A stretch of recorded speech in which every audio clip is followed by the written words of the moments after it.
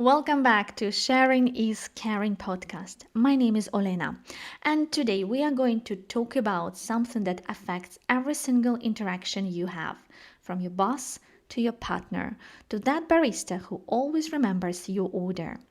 I'm talking about trust, but not the way you think about it. We are going to peek inside your brain and discover that you have a literal trust factory running 24/7. And once you understand how it works, everything changes. So, flow and stay focused. Let me tell you about one experiment first. Scientists took a group of people and gave half of them a nasal spray, just like the allergy spray you might use. Except the spray contains something called oxytocin. The other half got a placebo. Then they played a game. They asked people to give strangers their actual money, real cash, and trust that the stranger would invest it and share the profits. Guess what happened? The people who got the oxytocin spray gave away twice as much money. They couldn't help themselves. A simple chemical made them trust complete strangers with their hard earned cash. Now, here's the really wild part. You can trigger this the same chemical in other person's brains without any nasal spray, just by how you act, by what you say, by understanding the system. Think about that. You have the ability to literally change the chemistry in someone else's brain, making them more trusting, more cooperative, more connected to you. Sounds like a superpower, right? Well, it kind of is. And by the end of this episode, you're going to know exactly how to use it. Okay, let's get into how this actually works. And do not worry, I promise, no boring science lecture. We're going to use metaphors that actually make sense. Now, think of your brain like a house with multiple rooms, each handling different aspects of your social life. Down in your hypothalamus, in the basement, you've got a factory. This factory produces oxytocin, your brain's master trust chemical. It's got two production lines. The express line floats your whole body when something social happens right now. Someone hugs you, express line activates. Someone tells you they believe in you, express line activates. The local network is more targeted. It delivers trust chemicals to specific brain regions that need them for different social tasks. Now let's go to the security department. Think of your amygdala as the security guard of your brain. This guard is constantly scanning. Is this person a threat? Should I trust them? When oxytocin arrives at the security department, it's like giving your guard a cup of chamomile tea. They relax. They are less likely to see threats everywhere. Suddenly, that stranger seems less dangerous, that colleague seems less suspicious. The reward center, your nucleus accumbens. This is like the pleasure department of your brain. When you connect with someone and oxytocin hits this area, it literally feels good. Your brain says, yes, more of this person, please. This is why you feel amazing after a great conversation with a friend. It's not just emotional, it's chemical. The executive suit, your prefrontal cortex, in the front of your brain. This is where the smart decisions happen. When should you trust? How much should you share? Is this person safe? Oxytocin helps this executive make better social decisions by calming down the security department and by boosting the reward center. Now, here's where it gets absolutely fascinating. Trust is contagious, but it's a good kind of contagion. Picture this. You're in a meeting and you decide to trust someone with a piece of vulnerable information. Maybe you admit you don't know something or you share a mistake you made. When you do that, something incredible happens in their brain. Your act of trust triggers their oxytocin production. They literally can't help but feel more trusting toward you. Then, and this is the beautiful part, when they act more trustworthy back, your brain produces more oxytocin. You trust them more, which makes them more trustworthy, which makes you trust them more. It's an upward spiral, a positive feedback loop, a trust virus spreading between two brains, making both people more connected. Scientists have measured this. They can actually track the oxytocin levels going up in both people's brains during trusting interactions. This is why the advice just be yourself works when you are really being vulnerable. You're not just being authentic, you're triggering a neurochemical cascade in the other person's brain. Now, here is something important. Not everyone trust factory runs at the same speed. Research suggests people fall into three categories. Let me tell you if you recognize yourself or people you know. Number one, the high trust person. It's about 20% of people. These people have a trust factory running at maximum capacity. They are the people who make friends easily at parties, assume the best in others, share personal stories quickly, collaborate naturally. Their superpower? They create instant connection. Their kryptonite? They can be too trusting and get burned. The standard trust person, it's about 60% of people. Most people fall here. Their trust factor responds predictably to their right cues. They build trust gradually through positive interactions. Need consistency before they open up. Balance caution with connection. Are neither overly trusting nor overly suspicious. Number three, the low trust person. It's about 20% of people. These people have a trust factory with extra security measures. They take longer to open up, question motives for more frequently, need lots of evidence before trusting. But once they trust you, they are often the most loyal. Here's the thing, there is no best type. High trust people build teams fast but might get exploited. Low trust people avoid scams but might miss opportunities. Standard trust people balance both but might not stand out. The key is knowing your type and the type of the person you are trying to connect with. All right, let's get practical. How do you actually press someone's trust buttons? How do you trigger that oxytocin factory? Science has identified specific actions that activate trust chemistry. Let me break down the big ones. Button 1, eye contact, the express lane. Eye contact is the fastest way to trigger oxytocin. But here's the trick, not too much, not too little.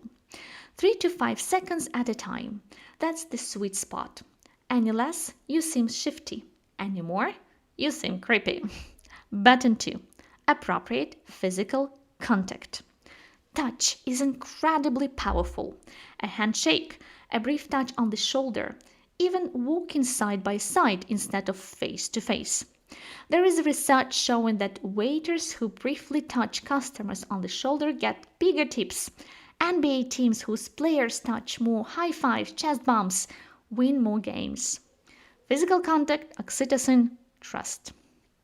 Button 3. Synchronized movement. Ever notice how you feel closer to people after dancing together or after a workout class? That synchronized movement triggering your trust system. You can use this subtly. Match their walking pace, mirror their gestures slightly, note when they nod.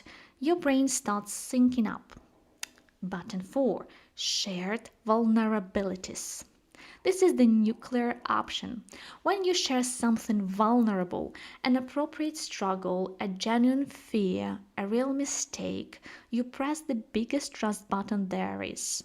Why? Because vulnerability signals safety. Your brain thinks, if they're comfortable being vulnerable with me, they must trust me. And if they trust me, maybe I can trust them. Button 5. The tiny favor tricks. This one's counterintuitive. Ask someone for a small favor. Why does this work? When someone helps you, their brain needs to justify why they did it. The easiest explanation, I must trust this person. So, they start trusting you more because they already acted as if they trust you. The brain catches up to their behavior. Now we need to talk about when trust systems break down because understanding this will make you better at building trust with difficult people. Trust toxins. Certain environments poison the trust system. High stress workplaces. Keep your security guard, amygdala, on constant alert. Everyone's trust factory shuts down because survival mode is activated. Past betrayals can leave someone's trust system permanently on high alert. That colleague who seems suspicious of everything, they might not be difficult. Their trust system might be damaged. Competitive environments make trust biologically difficult because your brain sees others as threats to your resources. Social media is particularly toxic because it rewards artificial connections over authentic vulnerability. Your brain's trust system evolved for face to face interaction, not for likes and comments. Signs someone's trust system is compromised. Watch for these red flags. They question your motive constantly. They refuse to share any personal information. They can't make collaborative decisions. They flip from friendly to defensive without clear reason. If you notice these signs, understand it's not about you. The trust factory is in protective mode. You need to move slower, to be more consistent, and give them time. Here is why all this matters for your real life. When you successfully activate someone's oxytocin system, you don't just build trust with them, you create a biological amplifier for every future interaction. Think about your favorite colleague or that friend who always has your back. Why do you give them the benefit of a doubt? Why are you more open to their ideas? Why do you defend them when they are not around? It's not just because they are good people. It's because your brain has built up high oxytocin associations with them. Every interaction is easier because the trust foundation is already there. The most successful people, leaders, salespeople, partners, parents, aren't necessarily the smartest or most talented. They are the ones who understand how to build this neurochemical foundation with others. And here is a bonus discovery. The same brain system that builds trust also drives creativity and innovation. When people feel psychologically safe, when their trust factory is running and their security guard is relaxed, they generate more creative ideas, take appropriate risks, think outside the box, collaborate more effectively. This is why Google's research on high-performing teams found that the psychological safety was the number one predictor of success. Not talent, not resources, trust. Alright, I promise you practical exercises. So here are 3 challenges you can start this week. Challenge number 1. The Trust Signature Assessment. Your task. Identify your own trust type. Ask yourself, how quickly do I share personal information with the new people? How do I feel when someone shares a vulnerability with me? Excited or uncomfortable? Do I assume the best in people or wait for proof? How many close, trusted relationships do I have? High trust people will have many connections but perhaps some disappointments. Low trust people will have fewer but deep relationships. Standard trust people will have somewhere in the middle. There is no right answer, just self awareness. Challenge number 2, the vulnerability experiment. Your task this week: share one appropriate vulnerability with 3 different people. It could be: I'm struggling with, I don't actually know how to, I'm nervous about. Watch what happens. Notice how people energy shifts. Notice how they start sharing more with you. You are literally running the trust contagion experiment. Challenge number 3, the trust button practice. Your task: pick one person you want to build better trust with. For the next week, deliberately press 2 or their 3 trust buttons in every interaction. Maybe it's eye contact plus a small favor. Maybe it's synchronized movement plus shared vulnerability. Mix and match. Keep a simple journal. What did you do? How did they respond? What changed in their relationships? So, here's what we have learned today. Trust isn't just a feeling. It's a measurable biological system running in your brain right now. You have a trust factory producing oxytocin. This chemical travels to your security department, your reward center, and your executive suite, changing how you perceive and interact with others. Trust is contagious. When you demonstrate trust, you trigger oxytocin in other people's brain, creating upward spiral of connection. Everyone has a trust signature: high, standard, or low. Understanding your and reading others gives you a roadmap for every relationship. And most importantly, you can deliberately activate trust system through eye contact, physical connection, synchronized movement, vulnerability, and small favors. The most successful people aren't just trustworthy, they understand how to activate trust neurologically. And here's my final thought. In a world that increasingly feels disconnected, understanding the neuroscience of trust is almost a superpower.